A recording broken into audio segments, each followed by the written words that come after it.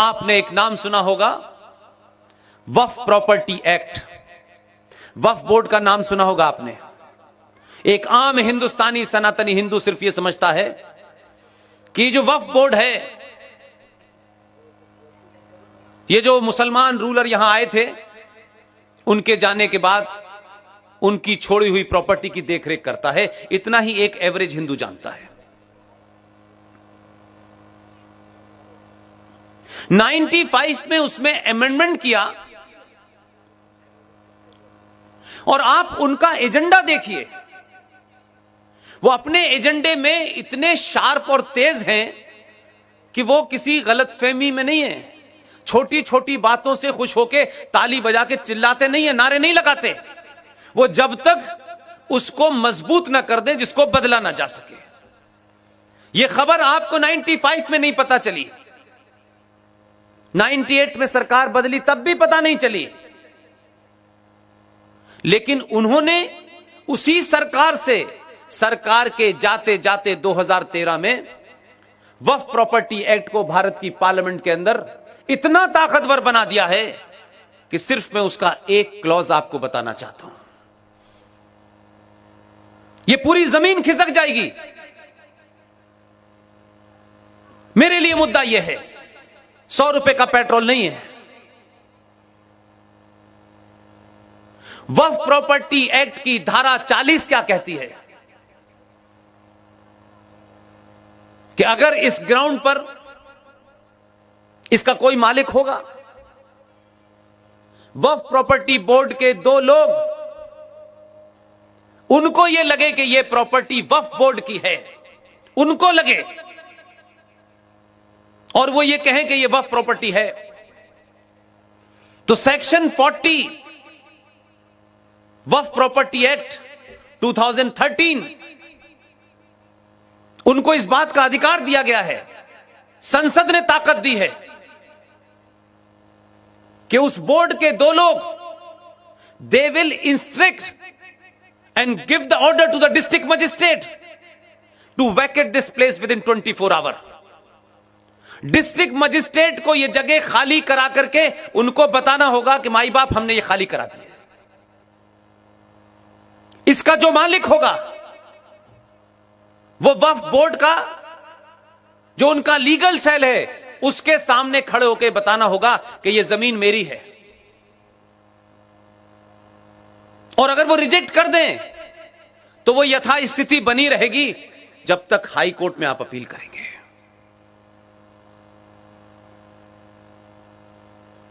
गज गज की जमीन पे मत लड़िए। आज कई किस्म के जिहादों की बात होती है। आपके मुख्यमंत्री भी बड़ी जोर जोर से हिलने लगते हैं।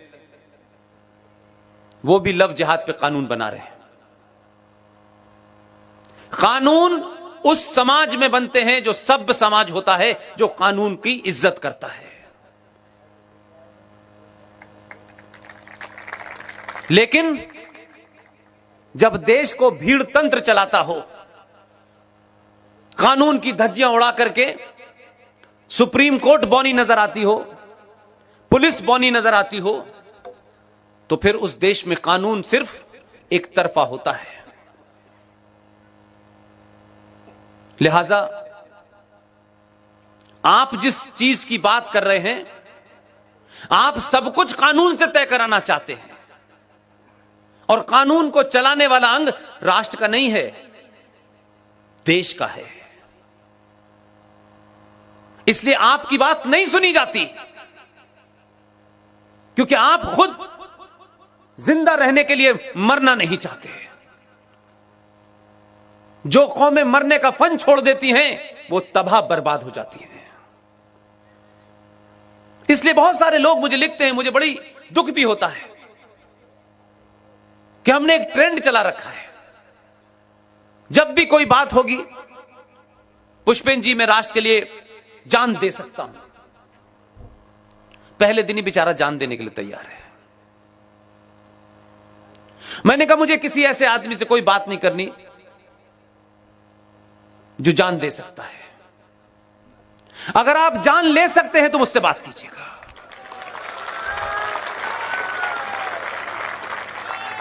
और ये जान किसी की सड़क पे किसी मासूम की हत्या करके नहीं चाहता मैं।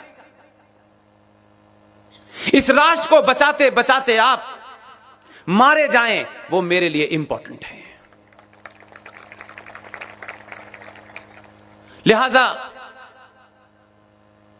आज भारत की धरती का जो लेखा जोखा है, इस पूरी जमीन पे सबसे बड़ा कब्जा रेलवे का है। नंबर 2 पे डिफेंस के पास है जमीन। और मैं कोई बात आपको परेशान करने के लिए नहीं करना चाहता। मैं परेशान चाहता हूं आप हो, वो उथल पुथल आपके अंदर पैदा हो जिस कारण से आप इस छोटे से शहर में इतनी बड़ी तादाद में राष्ट्र के सामने चुनौतियों पे सुनने आए हैं। ये बताता है कि आपके अंदर एक हलचल है, आप परेशान हैं, उसका हल ढूंढना चाहते हैं। नहीं, आजकल तो कोई 3 घंटे की फिल्म भी नहीं देख पाता।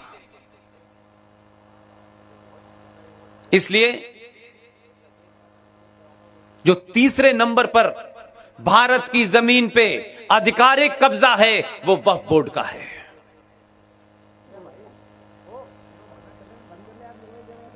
और ये एक्ट पास होकर रखे हुए हैं। उनको मालूम है this is not the time to talk about it. अभी इस पे बात नहीं करनी है। अभी तो हमने ये रखा हुआ है।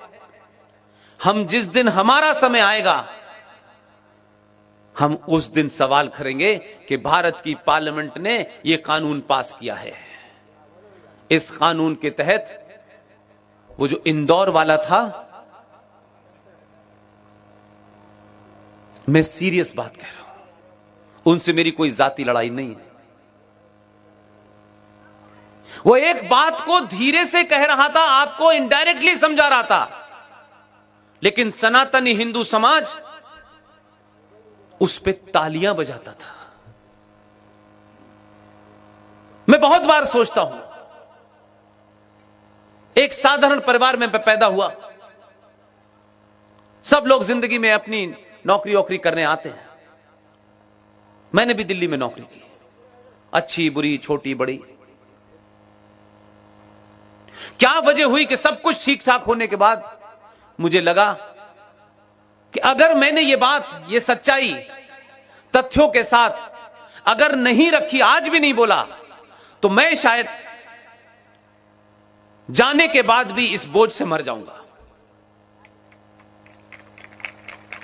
इसलिए तय किया कि कम से कम सच बात को सही तरीके से तथ्यों के साथ, रेफरेंस के साथ, डेट के साथ इस समाज को बता जाओ। क्योंकि ये जो संचार क्रांति हुई है पूरी दुनिया में, मैं मानता हूं, अपने समाज को जानता हूं, इसलिए कह रहा हूं, ये जो डिजिटल मीडिया की आज जो संचार क्रांति हुई है, अगर इसको सही मायनों में आप देखें, जिसने भी इसको ईजाद किया है सिर्फ सनातनी हिंदू के लिए हुई है। यह समाज इतना चुप था कि अपने मन की बात भी 2014 के बाद कह पा रहा है। अपने मन की बात नहीं कह पाता था, सिर्फ दूसरों की सुनता था। दूसरे किस बात से खुश होंगे, किस बात से नहीं खुश होंगे, यही हमारे मूल में था। अरे हम कब खुश होंगे इसकी चिंता कब किसी को है कि नहीं। लिहाजा 2021 के भारत में मैं सबसे कहता हूं, कौन नाराज होगा, कौन आपसे बातचीत करना बंद कर देगा, आपकी किससे दोस्ती टूटेगी, यह महत्वपूर्ण नहीं है। आपने दूसरों के लिए अपने देश की धरती के टुकड़े किए, जो धरती आपके पास थी उसकी भी हालत खराब कर दी। 2021 के भारत में अब जिसको नाराज होना है वो हो जाए, और पूरी दुनिया इस बात की चिंता करे कि सनातनी हिंदू जिसमें खुश होगा वही बात है, जो नहीं होगा वो हमारा नहीं होगा। हम किसी को खुश करने के लिए कुछ नहीं करेंगे। ये खुश करने की, ठोड़ियों में हाथ डालने की बीमारी अब हमारे पास नहीं होनी चाहिए। हमारी खुशी की चिंता करो। हम 1712 से लगातार दुनिया को खुश करने के लिए हमने सब कुछ दांव पे लगा दिया है। अपनी पहचान, अपनी संस्कृति, अपने चिन्ह कि तिलक लगाने से अजीज भाई नाराज होते हो तो अभी हो जाए।